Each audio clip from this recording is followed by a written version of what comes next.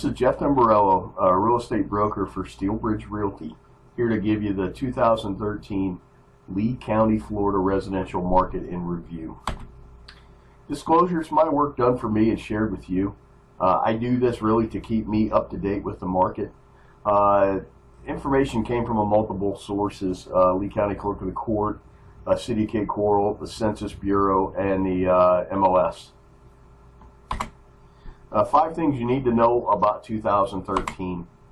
Foreclosures assume the new normal status. I really think our channel for foreclosures going forward is going to be 200 to about 350, and I think they're going to bounce in and out of that until we over leverage and then correct.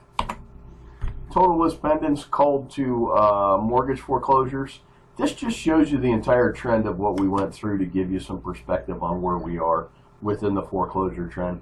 Because for a number of years, from essentially 07 until about 2012, the foreclosures were the primary driver in our market.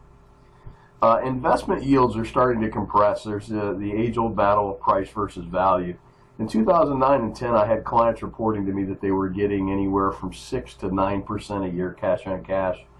We're seeing, when we put properties in our spreadsheets, it's now in Lehigh Acres and Cape Coral, which were in kind of hotbeds for investor activity.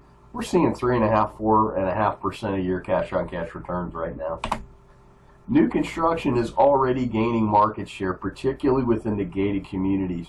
We did a study on Moody River Estates, and 46 of the there were 46 recorded sales last year, and 69% of those were new home sales. And they have a lot more contracts, and they're building a lot more. This is just what was actually recorded and delivered.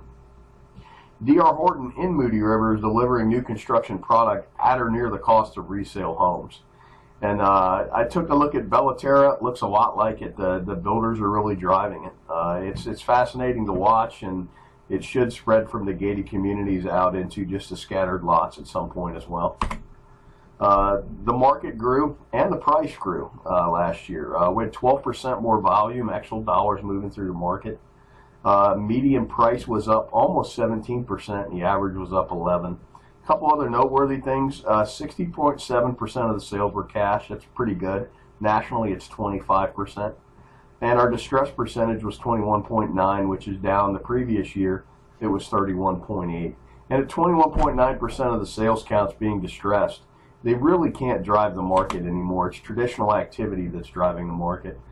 Bubbles of activity within the market. 75,000 in 2012 is pretty much where all the action was. All the action now is 125 with a little bump in the 90s as well. Some market specifics.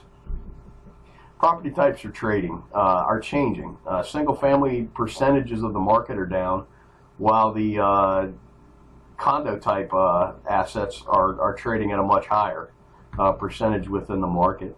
Particularly villa attached, manufactured homes are up. All this to me points to more retirees as a percentage buying within the market. Just a snapshot of 2012. I'm not really going to bore you with all the specifics. Snapshot of 2013. Not going to bore you with all the specifics on that. Differences. The average price went up 2.7%. Sanibel doesn't have a lot of counts, but it actually blew up year over year. North Fort Myers went up, prices went down. There was a bunch of distressed activity in North Fort Myers. That was one of the last pockets of distressed activity. Things to watch in 2014. You're going to have a seesaw effect, resale versus new construction. And kind of pointing back to Moody River as to that.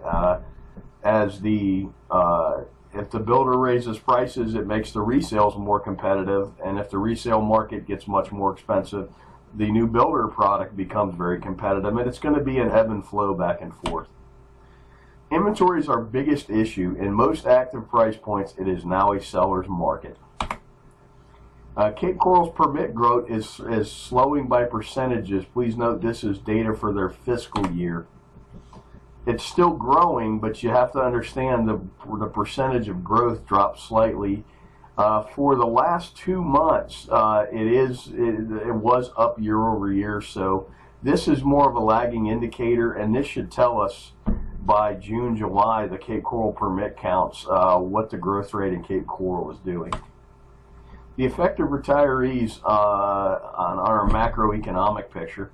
I'm seeing interest rates rising, or a lot of talk of interest rates rising, which would hurt mortgage buyers, but would help retirees because they could get sustainable yields for their cash on hand.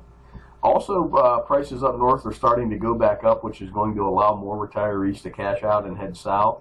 We're also seeing within people we're doing business with, the mass cancellations and rewriting of health insurance is having two effects. If they're not making a lot of income, they're actually getting a subsidy for their health insurance, which helps them to have a little more money to retire. And those that are making significant income, some of their health insurance is going up, which is causing some of them to wait until age 65 to retire. It's going to change how some of them, some of the baby boomers retire to warmer climates. It's definitely something worth watching. Some work we did on the census numbers of what we did is we took the birth rate from 62 years and carried it forward. It really kind of gives you where we're going and what's happening. March of 08 is when our market turned, and that's right when the baby boom began. This little flattening out dip here is the Korean War. At 65, just give you an example, if the current trends of more people waiting towards 65, it's going to kind of push the peak of the retiree wave back 3 years. One thing to watch is the prices from mid-04 to 07 were primarily driven by leverage. And it's really, you have to watch the banks in easy leverage to understand when it's going to happen again.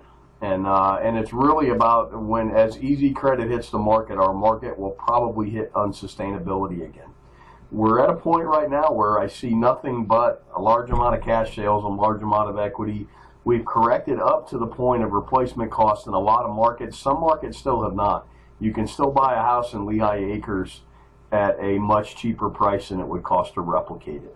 So, but going forward for pricing, you really have to watch the banks and what they are planning on doing. I'd like to thank you for watching this video. If you have any questions, why don't you give me a call, 239-671-8248. Thank you.